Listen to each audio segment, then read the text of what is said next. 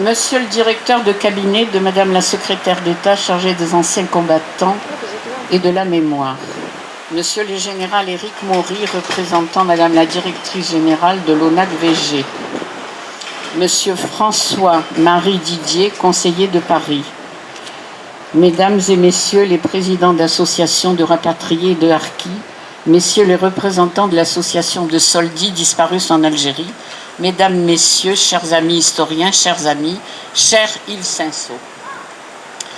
Nous sommes en ce lieu pour nous recueillir et honorer la mémoire des victimes oranaises du 5 juillet 62, ainsi que toutes les victimes de la guerre d'Algérie et de tous les enlevés, portés, disparus, civils et militaires. Après tant d'années écoulées, nous pouvons encore nous interroger. Que sont devenus nos disparus? Comment sont-ils morts? Dans quel lieu reposent leurs dépouilles? Parents et enfants sont toujours dans l'angoisse et l'incertitude. Le droit de savoir ce qu'il est advenu de l'être cher est toujours sans réponse, plus de 60 ans après la fin de la guerre d'Algérie. C'est pourquoi le GRFDA, depuis sa création et pendant plus de 40 ans, a essayé de faire reconnaître que les enlevés portés disparus avaient droit à un hommage. La situation a évolué. En 2005, avec la loi du 25 février qui marque un tournant dans nos démarches, dans son article 2, stipulé, la nation associe les rapatriés d'Afrique du Nord, les personnes disparues, les populations civiles, victimes de massacres et d'exactions. Et il était dit également que l'hommage leur serait rendu le 5 décembre sur cette esplanade. D'ailleurs, il y a une petite stèle qui commémore cette situation en 2006. En 2012, nous obtiendrons que les noms des disparus portés sur la liste établie par la commission MIR et pilotée par Jean-Jacques Jordi défilent sur ce mémorial.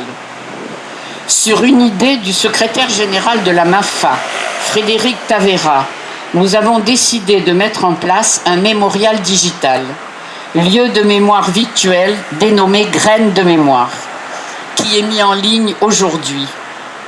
C'est une grande fierté pour Jean-Félix Vallat et moi-même d'avoir pu mener ce beau projet à son terme. Nous remercions chaleureusement les membres de la Fondation pour la mémoire, Paul Malmassari, Emmanuel Chantrane, qui nous ont guidés pour mettre en place ce site. Et je remercierai tout particulièrement Monique Marcadal, qui s'est investie depuis de nombreux mois pour que ce mémorial digital soit digne de ses victimes sans sépulture. C'est une réalisation originale qui permettra aux familles de se recueillir là où elles résident. Le monde Internet nous offre cette possibilité. Mais notre combat ne doit pas s'arrêter là. Nous réclamons la création d'une banque ADN destinée à recueillir l'ADN des familles quand il est encore temps. Des oppositions existent, mais nous continuons dans cette voie. De même, nous, rapatriés, nous continuons à réclamer le regroupement de nos archives actuellement confiées à un tiers archiveur et elles ne sont pas accessibles. Cela n'est pas tolérable.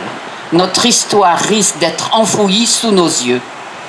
Je vous remercie chaleureusement d'être à nos côtés.